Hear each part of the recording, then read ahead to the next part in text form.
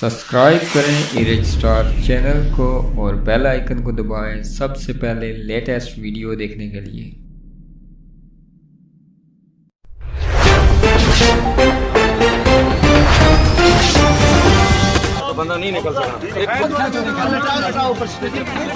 بسم اللہ الرحمن الرحیم۔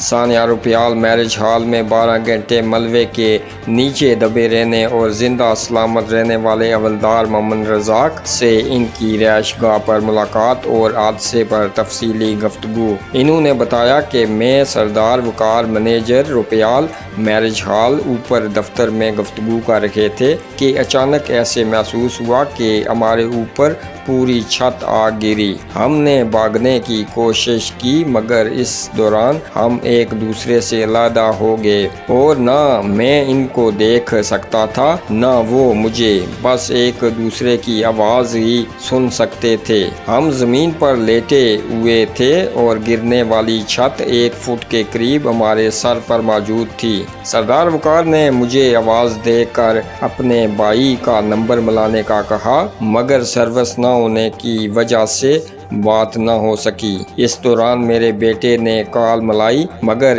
بات نہ ہو سکی۔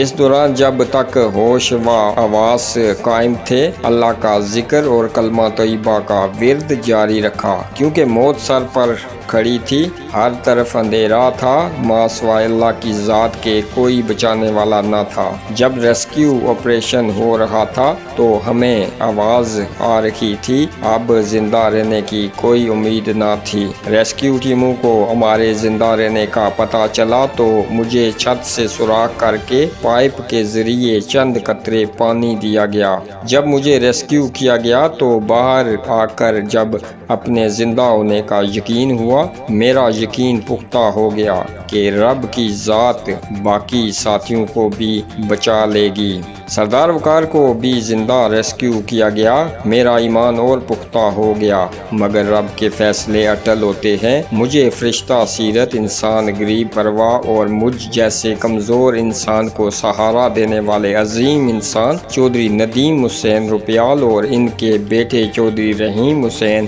روپیال اور ایک اور بھائی کی شہادت کی خبر پر دلی صدمہ ہے۔